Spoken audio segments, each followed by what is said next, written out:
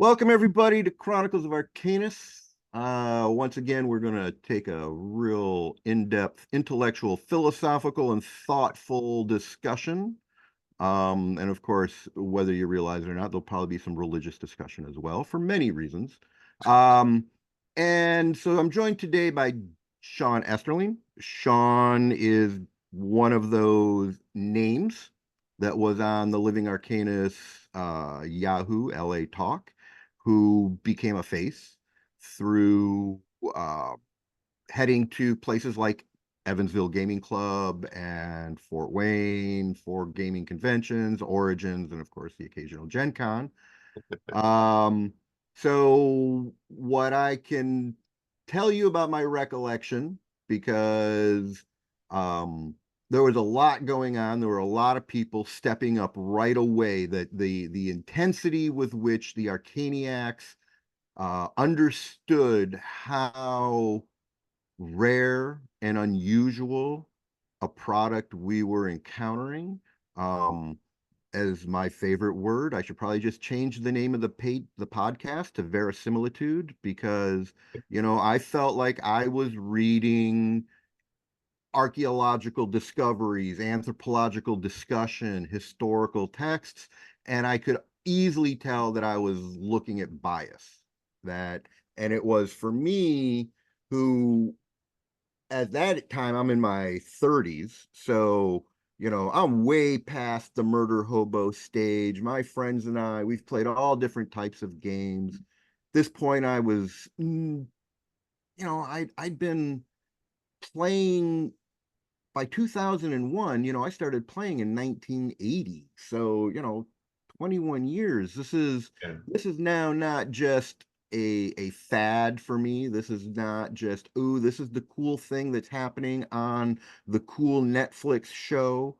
This was something I discovered through friends, and those friends networked me with other friends, and I began to understand that I was a gamer and that my people are gamers. Yeah. And I was very fortunate. I grew up in Southwest Michigan, which is part of that region of gaming where role-playing games started, that the network of the tabletop war gamers was very, very strong in this entire region around the Great Lakes, because we got nothing else to do at night and in the winter. I mean, you've got weeks and weeks and weeks with nothing to do other than sit in a basement and play games. Yeah. And Drake Mountain. So the trope was made, and that was my exposure. That a friend of a friend who had been exposed to this and that, because this guy was doing war game, and next thing I know, I'm sitting in a basement rolling up a character on Halloween in 1980, and the rest, as they say, is history. So this is like, it's more than a hobby. It really is. And it's not a lifestyle, right? I mean, don't get me wrong. You're gonna see the people, and they are out there living a lifestyle that is Dungeons and Dragons. But the vast majority of us, we're just normal men and women, regular human beings who enjoy the companionship of other people, who enjoy the same type of fantasy, science fiction, horror tropes, whatever type of game we're into. So, Shawn, tell me and tell the rest of the world, how did you get into D&D, and how did it shape you as a young human being? Well, you and I have similar origin stories, I think. It was, one of my friends in grade school, actually. Must have been fourth grade, something like that. And he said, "Oh yeah, check this out." And he brought in one of the very first D&D sets that, was in the box, had the Mhm. little blue dice that you had to, crayon in the numbers. And we looked at it and thought it was cool. And keep in mind, this is the late 70s, early 80s. We're coming in off of Star Wars and all of that stuff, and even the Ralph Bakshi Lord of the Rings and The Mhm. Hobbit, and so learning how to take our love of fantasy and science fiction, and not bring them into reality, but role play. Yeah. For us, it wasn't even just putting up pen and paper and sitting at the table. We were doing it out on the playground. Mm-hmm. Little fourth, fifth, sixth graders, whatever, running around. Fireball, magic missile, shield. I got you. No, you didn't. Magic missile doesn't miss. So it was a lot of fun, but it I was need to find that video of the kid going fireball, fireball. yeah. Or the one where the kid runs through, they gave me fire as he runs. That one cracks me up. But yeah, no, it was a lot of camaraderie and playing. And then later on, especially in high school, grade school and high school, would get together and have Friday night sleepover parties. And I don't know what the ladies were doing, but us guys, we'd get together and play D&D or Marvel superheroes or That very first Rifts. game Yeah, I played was the first time in my life that I stayed up for, basically 24 hours for a yeah, whole. yeah. And that, yep, for years showing up. So, for us, it was the Dugans basement. Our friends, Scott and Shawn, their parents absolutely let us they were happy that we were all there, Yeah. instead And of out did you running. call them mom and dad? No, I No? did. Okay. Some other people did, but I'm gonna tell you, no, they were Paul and Kathy, you Oh, know. okay. Um, Yeah. I had like and 5 moms and dads, depending on what house we were at. It was right, crazy. Yeah. right. Yeah, no, no, very much like that. And yeah, no, those people, they were fabulous. They loved us. They put up with all the crazy stuff that a bunch of from 12 to 20 Yeah. years old, Yeah.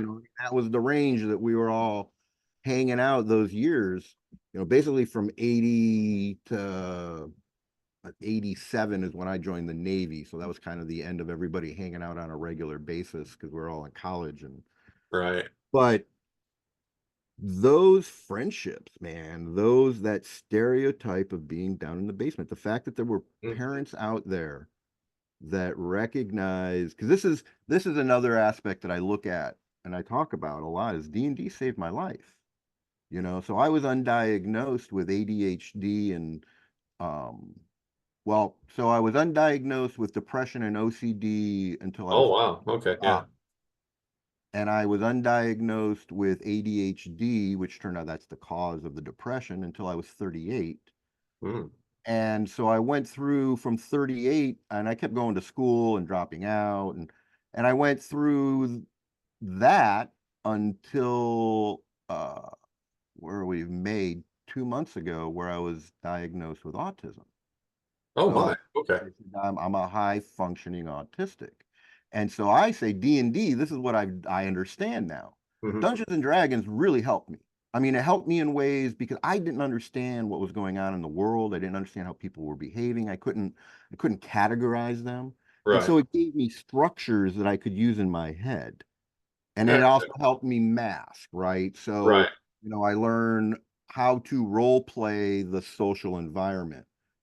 Um, and I feel that there were a lot of parents who, um, I don't know how they figured it out, whether they figured it out or whether it was they just didn't care. And here was at least the kid was doing something.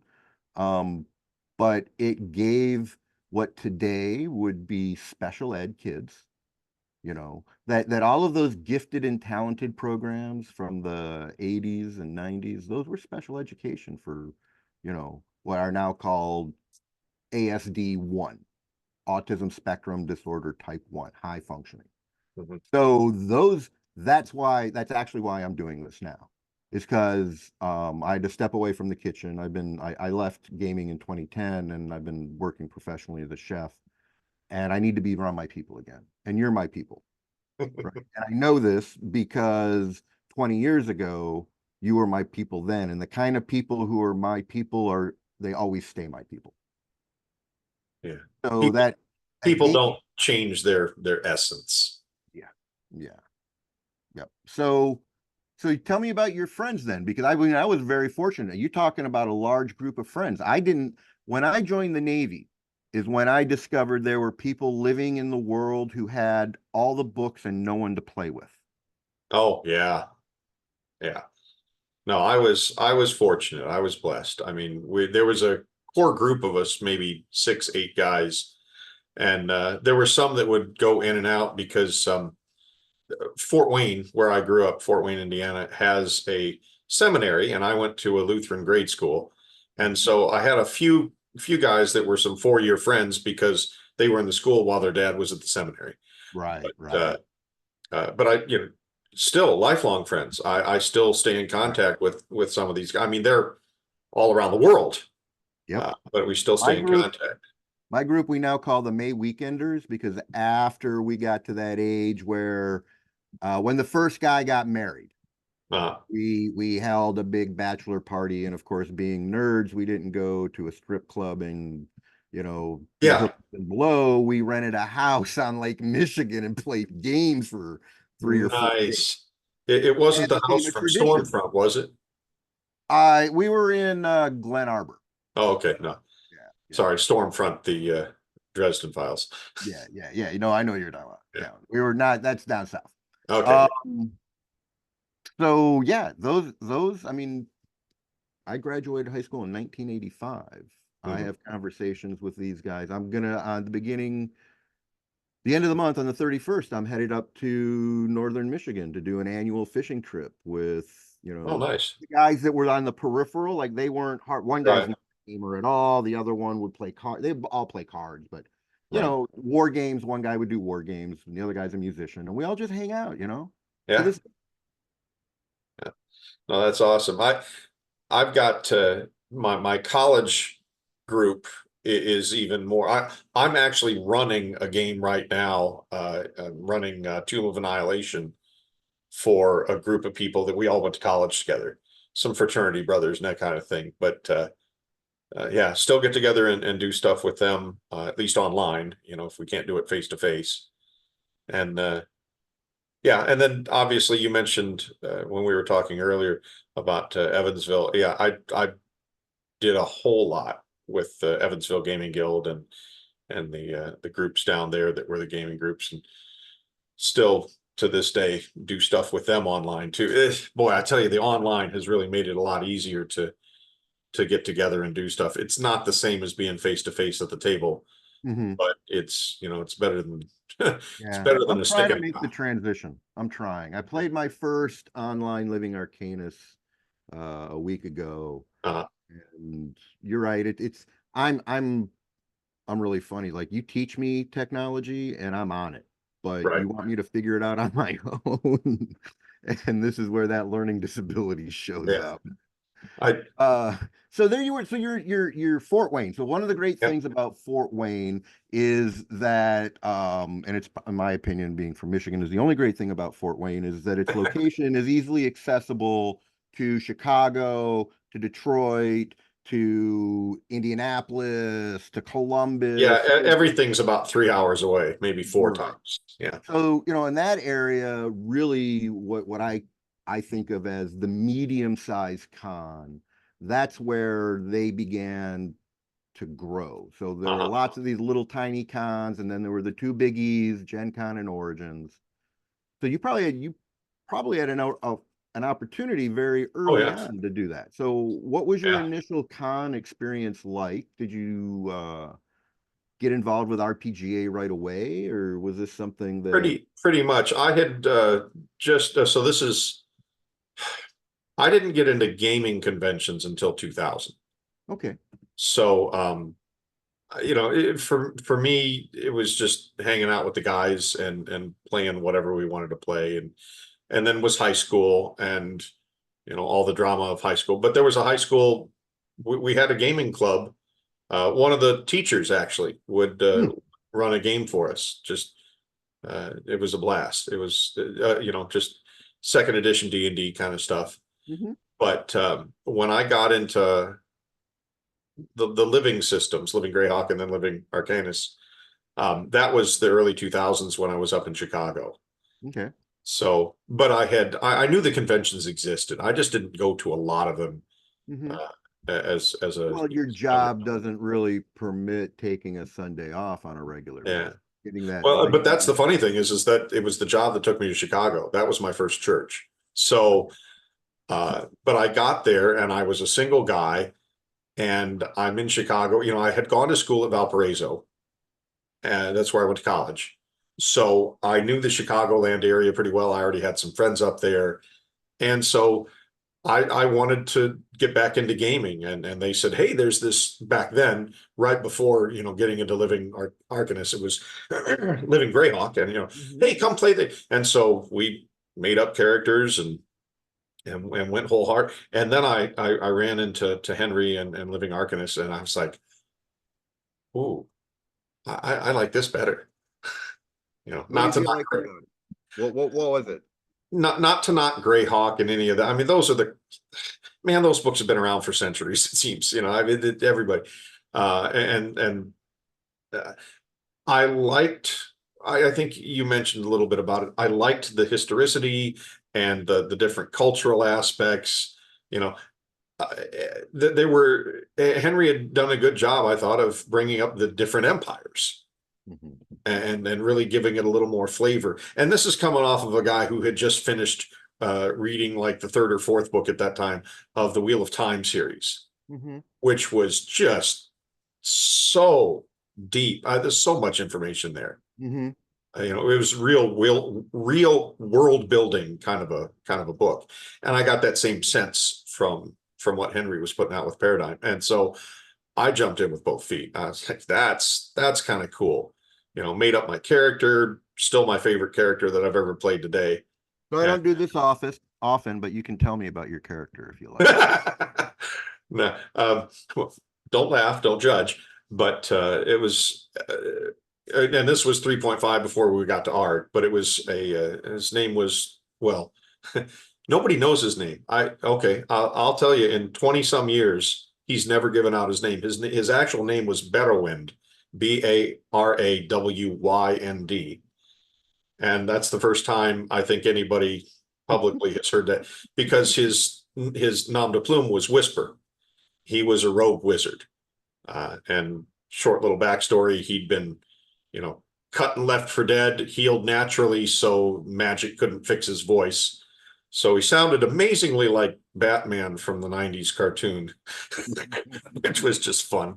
God rest Kevin Conroy. But yeah, Rogue Wizard and just had a blast. Got together with my buddies from college and put together a table that was practically unstoppable. We all knew our niche and filled it well, Mhm.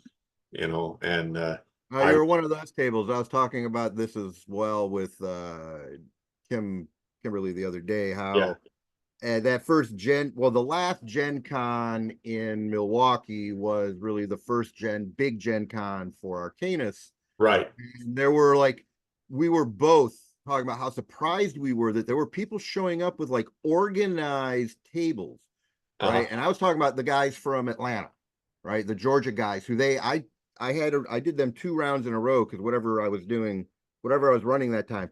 And they were, doing all the military special ops hand signals to each other. I And I'm like, don't I don't know if we got into that, but actually Kim was one of the people that I played with a lot. mm-hmm, And she had a heavy hitter, and so she and another friend of ours played the twin tanks, mm-hmm, a couple of heavy hitter barbarians, and then we had a couple of fidgety clericy types who but everybody knew that there was a sharpshooter. My friend Matt Flynn had a sharpshooter, and so we'd pull things like well, we were a special table that got to take on as 21st level characters at the end of the campaign. We got to take on a 25th level character, wow. and he had all kinds of advanced, like an anti-magic shield that still allowed him to do magic. I mean, it was just wacky stuff, Mm-hmm. epic level. And at one point, we had to take him out and so I'm doing the greater dispel on his breastplate to get rid of his invulnerability to critical hits. And then one of the other people was doing a thing where he's going to automatically fail his next save, and somebody else is giving guidance and Flynn takes the shot with the rifle and hits him and does damage. And next thing you know, he's got to make a death save, but he's automatically going to fail it. So but I mean, it's like Yeah, yeah. like clockwork. Yeah. So was this at a convention? Oh yeah, it was at Gen Con. Okay. Yeah. And this like wrapping up the story arc, Yeah, the Coriani story that arc? was wrapping up one of the Coriani story arcs. Okay. So yeah, that was one of the things that we've also been touching on in these discussions is how well the plots develop. Now, I know enough because I know Henry before Arcanis, and I know Peter from before Arcanis. I know there were multiple times where whatever it was Henry had in mind just was completely thrown out the window, that they've had to adapt and uh, address changes that the characters create, that in reality heroes do leave their mark on the Shattered Empires. Mhm. But what I loved, and it kept coming up, were two really interesting things: Skiz and Uh-huh. Gladius Alight. Yep. So did you have both of those, either of those with you there at the No, end? I had a buddy of mine who had the Gladius, and I didn't get Skiz. Again, I had a buddy that had Skiz, and Mhm. and by the way, the thing I was talking about happened at the same, when we figured out who Skiz was. Yeah. So Oh, so there's no spoilers here. This is year yeah, one story arc. We're spoiler free, yeah, so we can tell we're exactly what decades happened. past it now, but yeah. So what was that scene like? Because I Peter Parker also had Skiz, and so he talked about it a little bit. What was it like for your table? Because that was, if you're one of the special tables, that means like, so one of the things Paradigm Concept does is, though there are all of these players in the world participating and they take critical event scores for usually 90 days or so after Right. release, and this really does, and they tabulate and collate and figure out how these events actually have affected. But those types of tables almost always are like, this is what happened. Right. This is the story that will be told. So tell us that story. You were at that table. Well, I see. Okay, you're asking me to go back. I know Oh, what I'm I've asking. slept since then. Honestly, I don't remember the specifics. I just remember the feeling, the shock and awe of, Skiz is what? He's who? And he's been with us the whole time. I just remember looking at my friends who actually had Skiz, or my friends that and they just, the look of shock, and then everybody kind of, did we miss a hint? How did we miss that? And I don't know if Henry had that planned all along, or if that was something I'm pretty sure he came up with that, On the way. but yeah, I know this from talking with Pete. Whatever happened, that was not, Skiz was like a throwaway. I thought so. Yeah. It's like the Cabbage Man in Avatar, who ends up becoming my cabbages. Yeah, so yeah, it's one of those things. So to me, what you have just described, okay, you don't have a specific memory of the events. What you remember is how awesome the event was, because all of your expectations, all of your pre understanding, everything that you'd encountered, and you'd figured out all these little things, because that's really what's awesome about the Arcanist, is that you don't know. It's Right. not Greyhawk, it's not Forgotten Realms. So everything is new and being discovered, and it's a mystery, and you unlock these mysteries and you know you've got the answers, and then something else happens. And then, And all of a then sudden there's new the answers. twist. Yeah. And that's part of the Arcanist twist. So there's two things that came out of through the RPGA with Arcanis. Was one, in the setting itself was this Arcanis twist. Everything was just a slight different permutation in a way that left you uncomfortable because you didn't really feel like you were filling the role the way it should. You didn't understand the role. Two, And it helped limit metagaming too. I mean, there were a lot of times where after 10 years, you sit down and you're like, oh, okay, it's a kobold. I Well, well surprise, this kobold has psionics. Oh, the yeah, the best thing that this just happened to me, right? So I'm playing in one of these intro online. I've got one of the pre-gens to just start playing. And in one of those intro adventures, you end up in Kielman. And Kielman is a Nerothian city, right?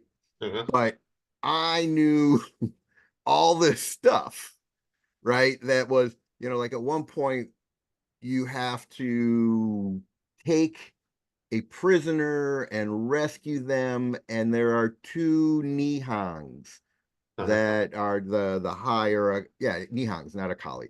Or no, the Akali. The There's two Ecology, Akali that yeah. are rivals, right? Well, I know metagame. Oh, dude, you give one of these guys the opportunity to screw over the other, they're going to do it in a heartbeat. Even if he's undead, he'll make that heartbeat once just to do it. Yeah, just to do it.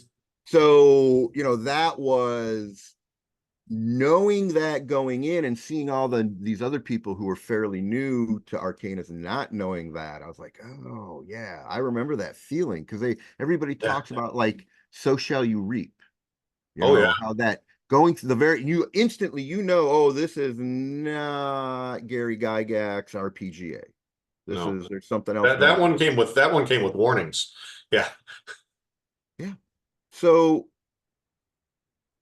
you got involved very, very quickly then. So you started playing, and how long did it take you to get involved into the campaign as a writer, more active? Yeah. So like I said, I hit Greyhawk first, Living Greyhawk first, and I wrote a trilogy for Living Greyhawk, and then I was playing both at the same time. So I was doing Greyhawk and Arcanis, Mm-hmm. and I gradually Arcanis resonated with me more, and so I started transitioning over. And honestly, it was my resume for Greyhawk, Yeah. if you will, Yep. that when I was talking with Henry, and he was tossing out this Invisible Kings program. Mm-hmm. And that's really when I was just swimming in the deep waters, because David Bratmiller and Matt Flynn and I were part of the Invisible Kings program. I don't know if you've played or done anything. Now I was by the time, so 2010. Well, I was at Culinary You said you School. were heading out, yeah. Yeah. So So as the Invisible Kings were picking up, I had stepped out. okay, Was still aware of the program, and I knew that there were three or four of them. right. So So I where was where were you? What was your kingdom, Invisible Kingdom? Haina, the behind the gods wall with the Oh wow. demons. Yeah. So we had to write, because we were being told that the God's Wall was going to come down. Mm-hmm. And so I was like, oh, that, what do you do with 1,000 years worth of humans that have been separated from everybody else and they're behind the God's Wall with an angry horde of demons? Mm-hmm. Go. Mm-hmm. And so we all, and we liked the Oriental flavor of it. And so we actually, there was a lot of stuff, and I'm not meaning to knock Henry or anybody, because it was a busy time all over, but there was a lot of stuff that we wrote that never even saw the light of day. Yeah, that always happens. Yeah, we Absolutely. we created, especially David and Matt. They got together and created all kinds of Oriental weapons charts, Mm-hmm. and we created a couple of base classes that Mm-hmm. you could play. One of them was a geisha type who was kind of like Black Widow now. I mean, Okay. we had no thought about that then, but Mm-hmm. this geisha that was the assistant to whomever, and was sort of hidden in the background, but was really kind of pulling the strings, or adjusting the strings behind the scenes. Um, but yeah, so jumped in and wrote for the Invisible Kings for a couple of years, and uh, it was definitely a labor of love. We enjoyed a lot of what, and it was the opportunity again to put some of those twists in. I mean, everybody knows that the wall separates us from the demons, and then one day somebody runs into this Oriental. She looks Katani maybe, but she's wearing really outdated clothing, and she's got a sketchbook, and in the sketchbook is a picture of this, this ring, but it's not one that anybody knows. And Mm. so, is there a way through the God's Wall? And is there a ring on the other side of the God's Wall that can bring those demons here? And and there, and So we're off the let's. races. I like to do this as each episode. So what you just brought up was what I would call a little jargon alert.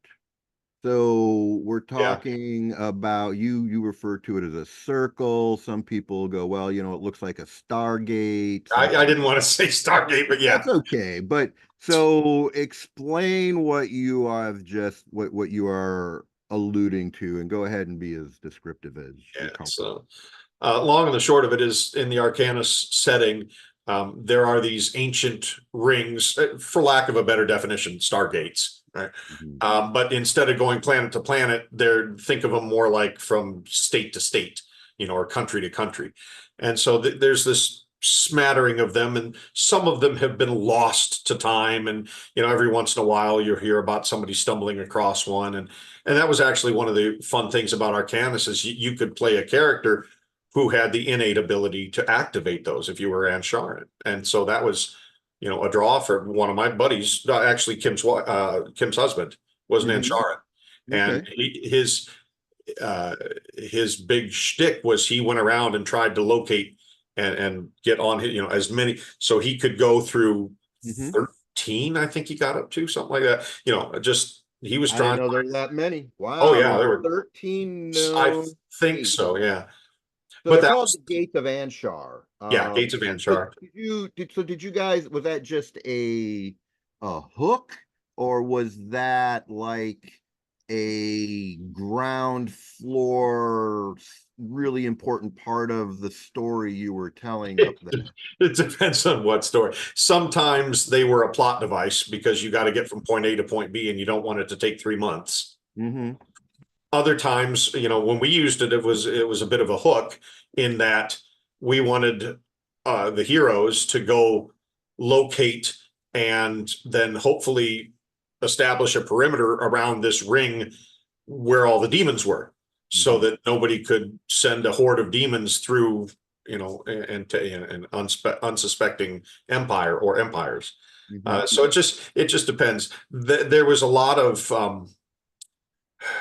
there's a lot of history. I mean, they're ancient, but there was a lot of story history behind the rings, the portals of Anshar, and Mm-hmm. you know who is Anshar, and Mm-hmm. who created the Again, one of portals. the big mysteries, right? Yeah, We talk about that in the and, very first episode, and why are how they mostly blue but sometimes red, and et cetera, et cetera. yeah, well, we were talking about how, the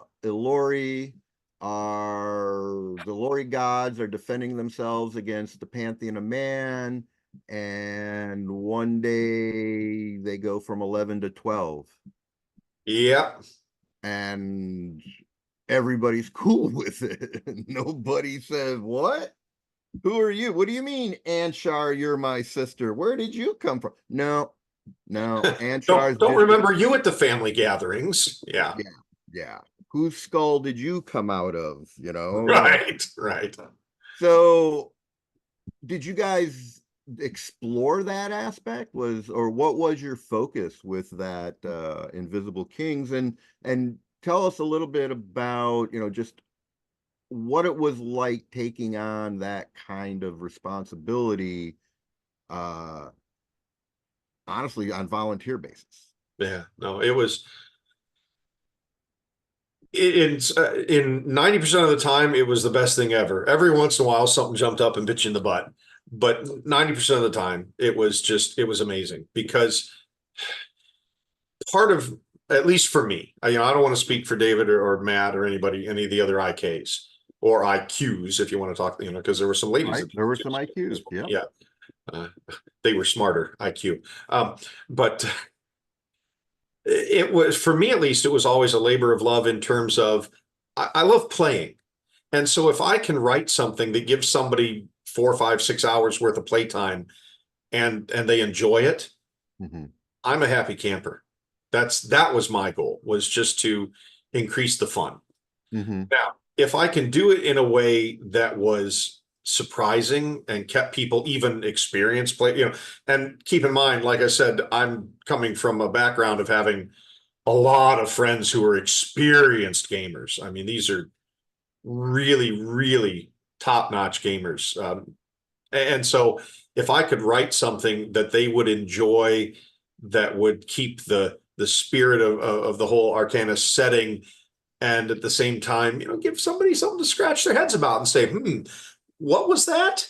Because that's not what I was expecting. And that's why we chose Haina, actually, because if there was going to be anything that should be shocking, it should come from behind the God's Wall, which, for those who don't know, was this huge barrier that prevented anybody from this side going to that side, and that side was full of demons and devils and everything, and then whatever poor humans were stuck on the other side when the wall went up. There's a little lore insight. So the God's Wall was Illyr's response to the Time of Terror, which was when the Sorcerer King, who had screwed over the Morantian Necrolords, stepped onto the shores of Inara after a curse had been laid upon him, and the skies opened and hell was released upon the continent, and the Sorcerer King ran home and hid. Yeah. And then eventually Illyr took pity and raised the God's Wall and put all of the demons and devils on one side and all of humanity, Ilori, dwarves, and gnomes on Right. the other. But my understanding is there were a whole bunch of people caught on the other side. Yeah, So is mostly that the Catan. story you're telling? You're talking about the people? Yeah, and that gave us the ability then to, like I said, we wrote a whole lot because we took the pre-existing, the stuff that was in the books about the Catani and the Oxenites and all, and kind of put it together and then said, you've got 1,000 years of cultural divergence. So what's going to end up on that end? And what did you end up with? What were your inspirations? How did you get there? Well, like I said, we took a lot of the stuff from the books and then tweaked it a little bit because primarily the catalyst for the people on the other side of the wall was they had to deal with demons and ghosts. Those were the two. Yeah. Ghosts? Well, because spirits couldn't escape. The God's Oh, Wall prevents. wow. Holy Yeah. smokes. Yeah. So did you add that? Did you come up with that? I do not remember reading or seeing Yeah. anything that would have led me Yeah. to that. Which was actually one of the benefits of the first battle interactive that we did at the end of the first year. If you died, you didn't go to the cauldron. You could be healed and raised from the dead, technically. Technically, but it was more like if you died, your spirit wandered, kind of an idea. Okay, so there were the Catani up there, and then there were also ancient Oxenites. And so when we were writing the module, the deal was you had to put out at least 4 modules, I thought, or 4 rounds of play, at 4 to 6. And we went for the gusto and did 6. And so we wrote the first module was an introductory module. It was the hook, because here you are, here's this Catani woman, and she's got this drawing of a ring. We need to check this out now. And so in intro mod 1, well, bear with me, 1A, Gotcha. you play one of the heroes who goes into and tries to make contact. And it's not just, you're certainly not murder hoboing. As a matter of fact, you're trying to get in there and make pleasant contact with this highly militaristic, again, they're fighting against demons, so they got to be kind of, it's a militaristic mindset for this. Their emperor is a general, that kind of a thing. Right. And so you've got to go make contact and represent perhaps your interests, whether you're a Lori or a Hinterlander, whether you're Coriani or Savonin, or you're going to have to represent your interests to try and make peaceful contact with these guys who are, can I say badass? I mean, they've lived for 1,000 years with demons all around them. So, they're survivors. So that was 1A. One of the things that we tried to do, and it really didn't come off, but we worked our tails off on it, was to give people the ability to play characters from Beyond the Gods Wall. Right. You couldn't So do what did that. you open up that wasn't otherwise available? Yeah, well, that's what we tried to do, and that's why I said intro 1A, because after we had written the introductory module to introduce Haina, we did something I think was pretty amazing, actually. We wrote another module from the perspective of the Hainese. So in one scene in the first module, your group has been taken and you've been divested of your weapons. You are being respectfully but carefully escorted to see the general. In the second module, you're one of the bystanders watching the group be escorted and stopping the bad guys, if you will, from blowing up a bomb, and so they're running parallel to each other. Got little bits of crossover where you hear an explosion, but that explosion was, so we wrote 2 modules that were introductory, and it's introductory to Haina for people who are playing characters not from Haina, and then introductory for people who want to play characters from I thought that was, no, it's awesome. I really love that, but then we just never really got into it. And again, I'm not meaning to knock Henry or Paradigm or anybody, but there was just a lot going on. And that's not the route that they decided to take. But so we had the intro mods, then we had a few mods running around Haina, and again running into some of the culture and some of the other things. Well, as I recall, timeline wise, so the Invisible Kings come out, and then not too long after that, the RPGA pulls its support for Living. Yeah. And that's where I think that's really how things kind of fell apart. In that era. And honestly, I mean,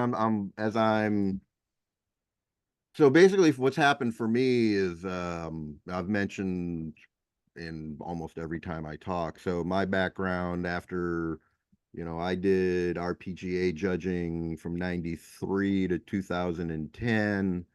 And then I stepped aside to focus on my professional development. I'm a chef by profession.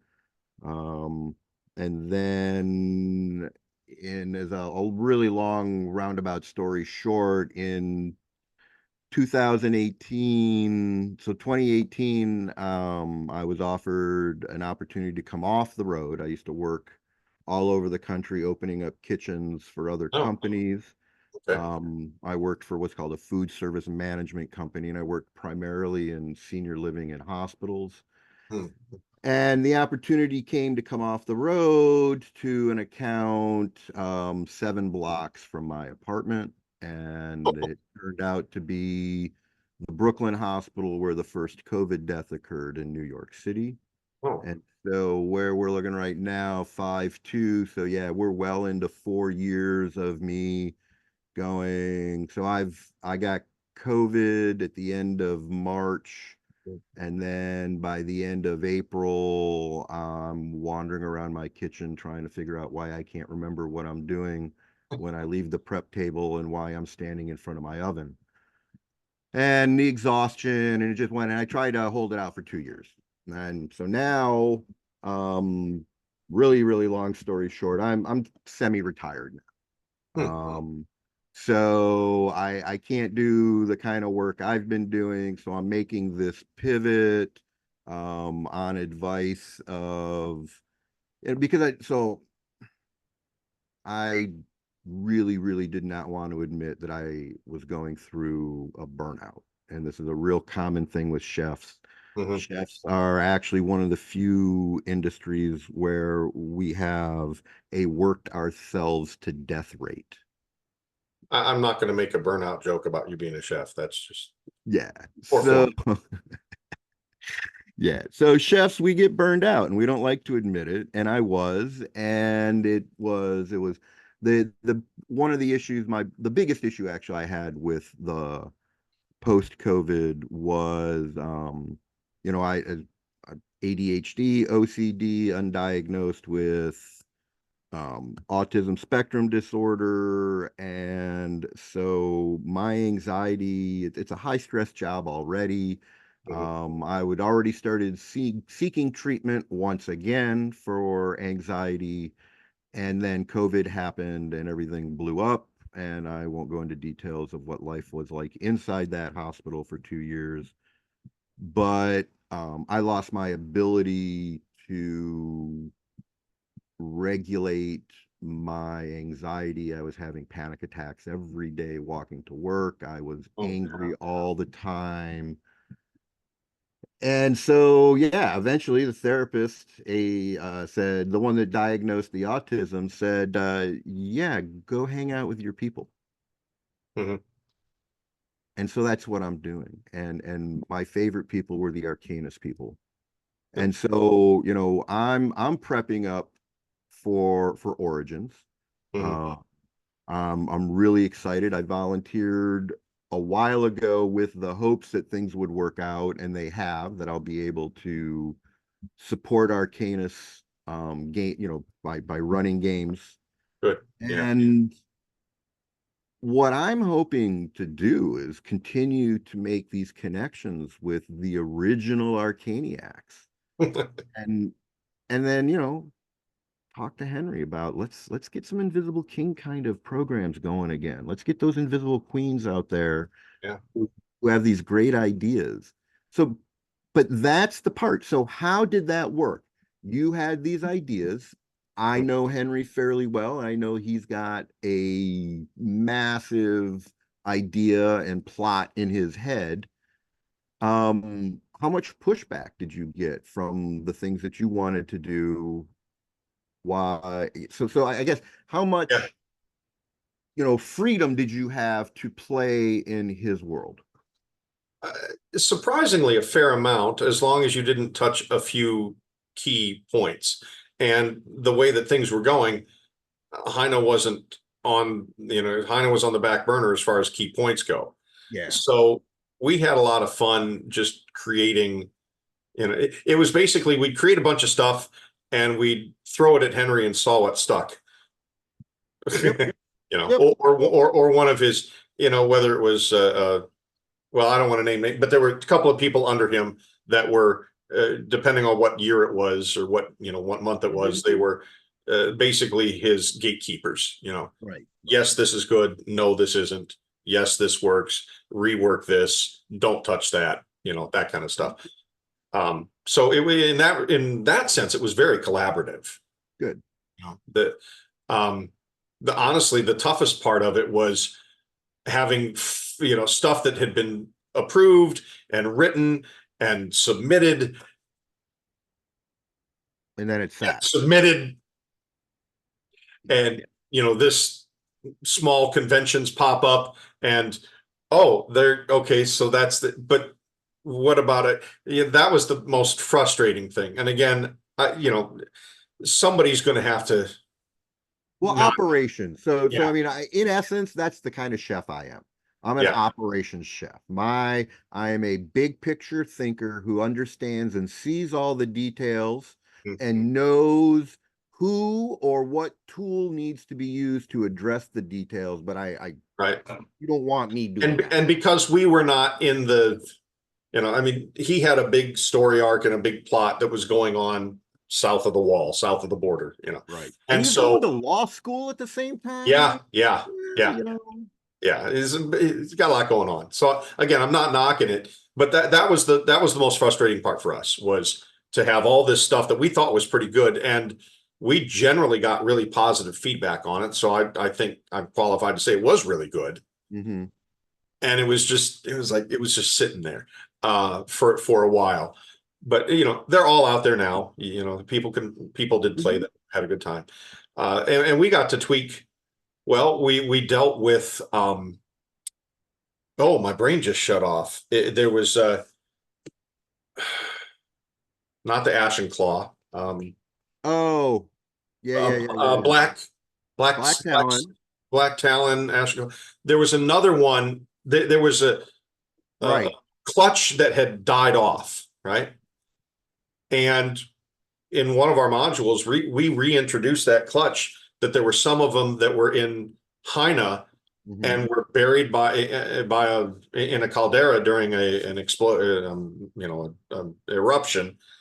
But because they were locked off, they were heated, but because they were in this weird demonic area, so these Saracen popped up that were twisted, that had all kinds of mutated magical abilities, things like that where you're playing, oh, it's a Saracen, dude, that's not like any Saracen we've ever faced ever before. Nope. Or you gotta know that's possible because there's all these different Saracen that exist. So anytime you go to a new geographic location and you come across a Saracen, it's usually a good guess that they do something you don't know. Right. Yeah. Same thing with the ghosts, for example, the Oxen Empire. Yeah, that's interesting. I like that idea. That We actually had a lot of fun really with that. intrigued me a lot. The end of the first arc that we wrote, we had 6 modules, and it was a battle interactive. It was one of the first IK battle interactives that we wrote. And I had done a little bit with you're familiar with the Silk Road.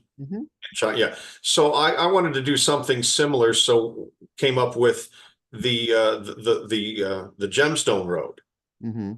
Figured, oh, lots of mountains in the area, lots of gemstones.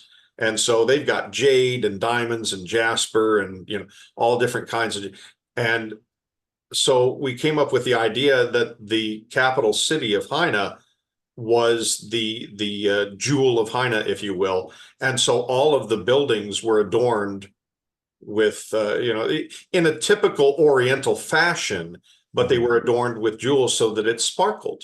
It was a very pretty, but I'm mentioning that because at the end of the first arc, then we've got one of the major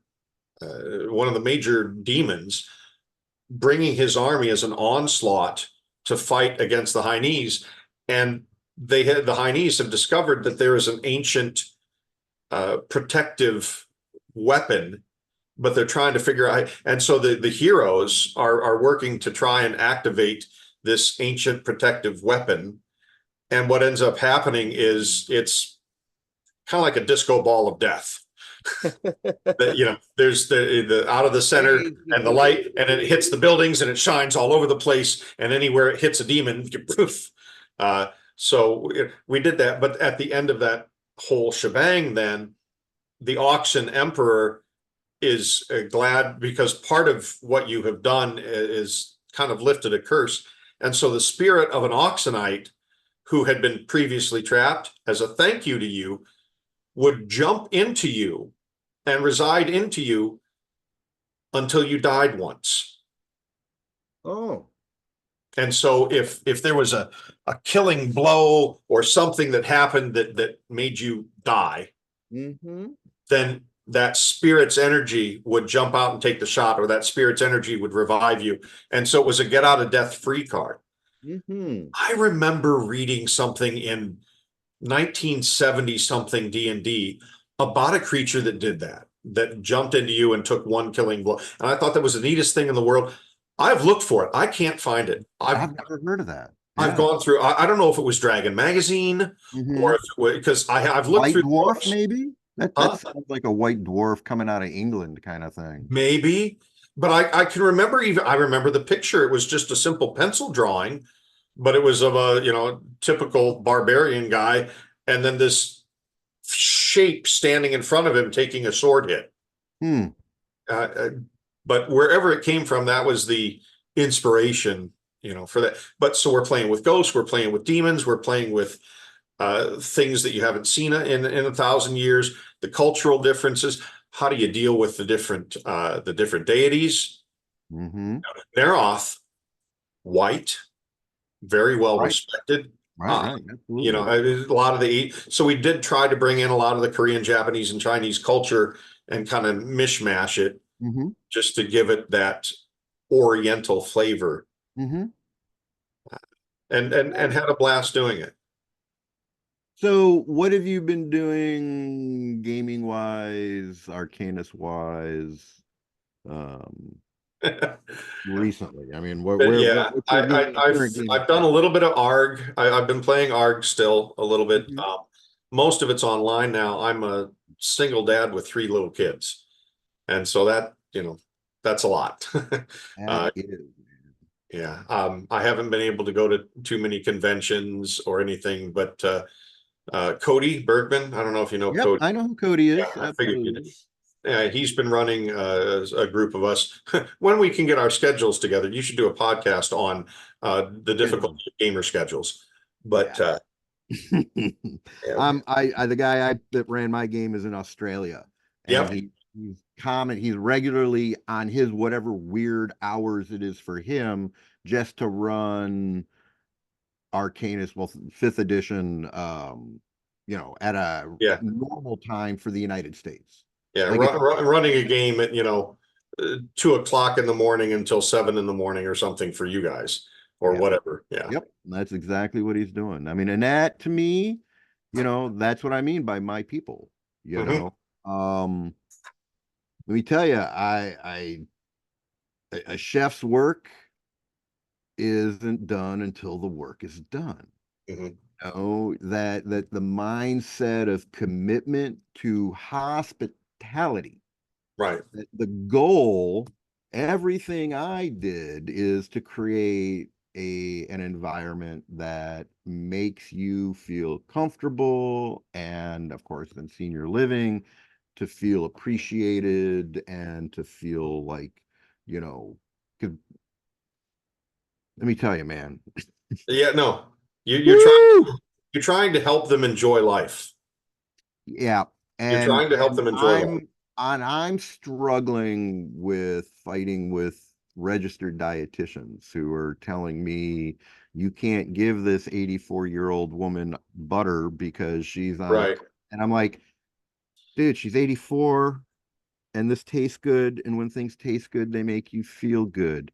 And this is the same kind of thing, that what you remembered from that battle interactive was the emotional response, Yeah. right? And that's what I'm after. I'm after this emotional connection, this Hmm. that for people who, what I've discovered, that the people who are really into Arcanus Hmm. are a more mature, problem solving, open minded, tolerant group of gamers.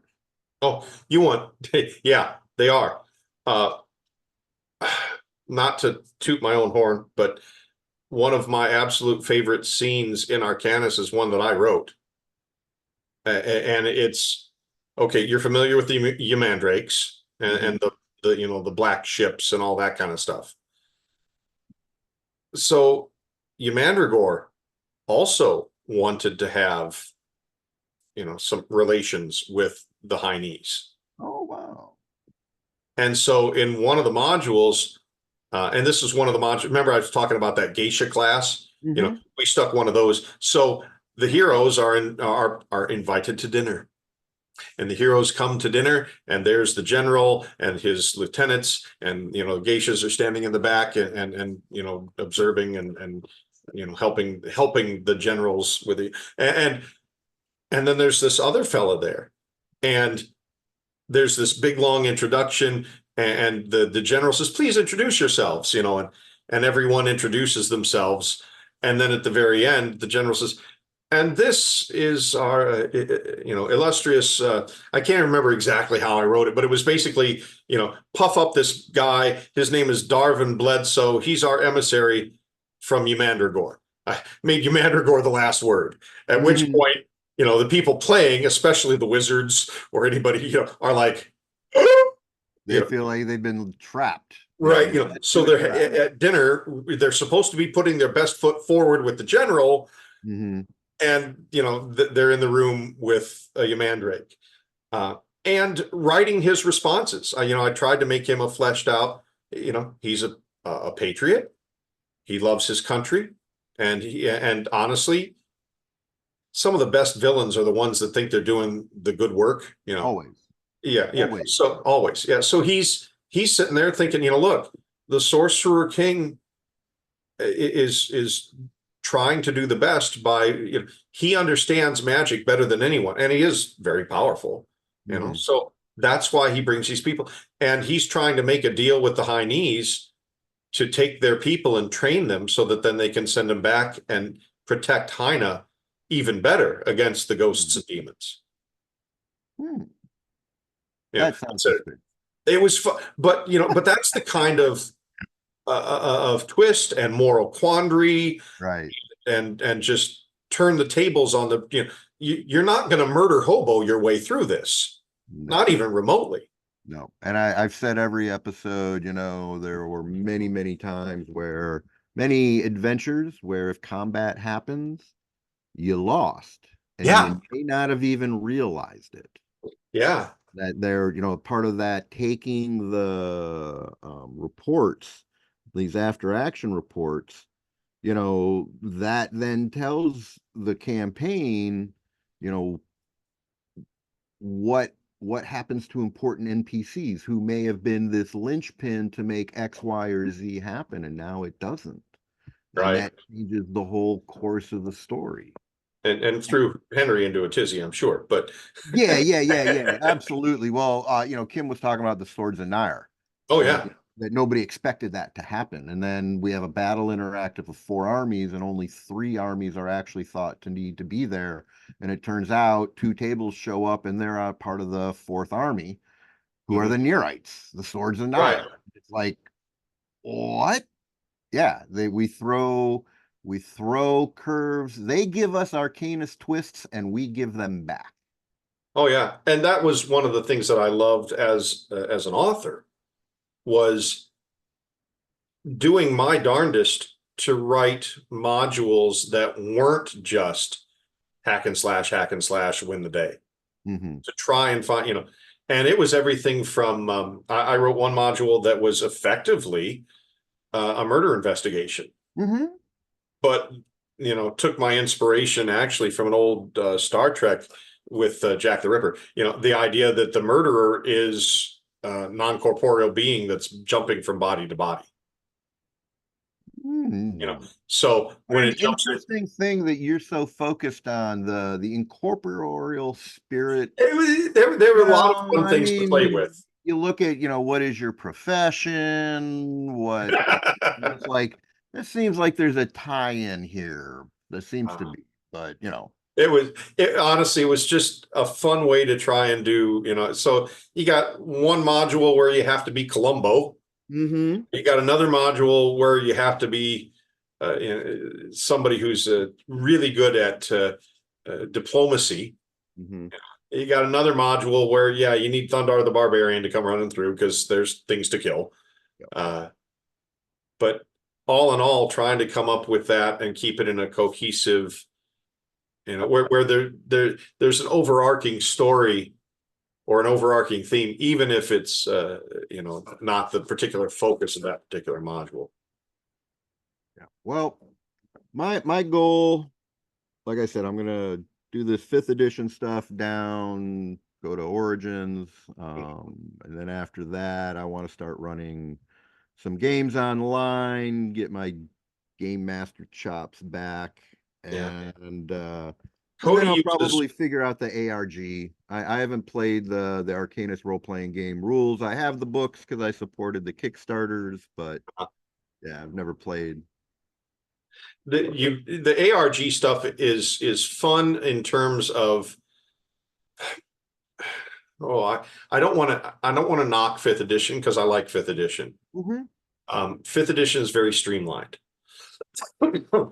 but the ARG stuff, I didn't think I was going to like it, to be honest. When I looked at it, and this was back in third edition, Mhm. and we were going from third edition to ARG, and I was kind of like, oh no, I like my D20 third edition stuff. But I gave it a shot, and you don't run into all the big numbers. I mean, well, okay, you might, but it really takes a lot of focus. Most Okay. people aren't running around, with a 30 something armor class or avoidance is what it's called, Right. not like third edition where, what's your armor class? 38. Oh, okay. What am I plus, 22 to hit? Okay, whatever it was. You didn't have the No, power I like creep. that. Absolutely. But there was also the addition of the clock mechanism where smaller weapons, whether it's a dagger or your own fists or claws, they move faster. They don't do as much damage. They don't critical for as much, but they move faster. And that made it kind of fun because you can put together a huge beefy barbarian Mm-hmm. who hits like a Mack truck. But the odds are they're going to get 2 hits every 3 rounds. Right. Whereas your little double dagger person is going to get like 17 hits every. Yep. And so that was kind of a fun little twist. And the way the magic, you don't have a lot of spells, but what you have, you can cast all day long, Mm. including the higher level spells, as opposed to fifth edition that's just got cantrips. Mm-hmm. So, but they incorporated strain. So you cast the spell, Mm-hmm. then you need to recoup for just a second. Mm-hmm. So Right. I Strain is like the part of the speed, part of the right speed and strain and recovery for all the fancy things. Once Yep. you've done your whirlwind attack and hit everybody in the room, you got to settle down for a second so you can refocus. That Yep. kind of thing. Yeah, I like the clock. That's what I really want to learn Yeah, is that's why I want to learn the system. Well, we've had a pretty good chat here. So you're doing a little online ARG. You're hanging out with the kiddos. yeah. I commend you. That's a crazy thing to do. I never had a desire, but I always appreciate, my friends, especially friends my age, Yeah. Yeah, who have little kids. I'm 52, but I've got kids like I'm 30. Yeah, well, no, and this is why I've come to appreciate it. Is so my brother, I'm 57. My brother's 3 years younger than me, and he and his wife just adopted a newborn last year. Yeah. And the reason I thought it was so hilarious is because 2 years ago he was, all happy on social media saying, "Oh, last one's off the payroll as the youngest kid graduated college and got a job." Yeah, no, But yeah, no, that's I can awesome. relate. Yeah. I think you're living in I grew up in that southeast, southwest region of Michigan. I love that area. No, Good it's people. beautiful. And it's closer to home, to be honest. I'm out of state because I Hmm. grew up in Fort Wayne, Hmm. but it's But 100 miles from here to my family as opposed to 300 from Evansville. And yeah. I loved Evansville. I've still got good friends there. The girls and I go back because that's where they're from, that area. Hmm. Their parents are still down there. My girls are adopted. Did I mention that? Yeah, yeah, you mentioned that. Yeah, Yeah. you said you Okay. adopted 3 So younger ones. yeah. Absolutely. So That's what I'm their saying. I mean, mom like, and their dad are down there. And so we went down to Evansville for spring break, whoo, mhm. going for, but, and got to see some friends of mine and my stepdaughter that's still down there, or former stepdaughter, my, the parents of my girls. And yeah, so it's been great, but, it's southern Michigan being closer to Fort Wayne and being able to be, especially when my father was ill, being able to Mhm. be home and just feel like I was a better son than I could be from 300 miles away. That was kind of nice. There you go. Well, that's good. I'm sure he appreciated it, even if he wasn't able to express it. Yeah, no, it was good. And to give my girls memories of their grandpa, that Hmm. was, Hmm. and Yep. still, now my eldest is running track and my mom is going to come up for one of the meets. So Awesome. yeah, so That's it's good great. stuff. Good stuff. Well, if you guys ever are competing against Harper Creek, that's my alma mater. That's Harper where I Creek. graduated high school. Harper Creek High School, just south of Battle Creek. Okay. We were the Harper Creek Beavers. My girls went from the Black Cats to the Panthers when they moved up here, and we were Okay. just going against the Lansing Catholic Cougars. So a lot of cats around here. I don't know Yeah. about beavers. Yeah. No, no, we're the only one. We were it. I just were it. Well, again, a pleasure catching up, talking It's good Arcanas, to see you. It's been talking a long time. gaming. Absolutely. I hope that we get to see each other either on Discord, play some games, or someday your life allows you to hit the convention circuit again. I'm sure it will. I'm sure it will. It's just like you did. You got to take a little bit of time to step away and focus on something different. But Absolutely. still, it's fun. Give Cody a call. See if you can jump in because Oh game. yeah, I've got a pretty schedule. I'm very, very tightly scheduled between now and Origins because I want to pump out as many of these interviews as possible and Oh, I don't blame you. get a So couple other things squared away. yeah. But Well, thanks thank you again. for asking. Yeah, All thank you right. for asking. I appreciate it. Enjoy Have your a good day. one. Bye You bye. too.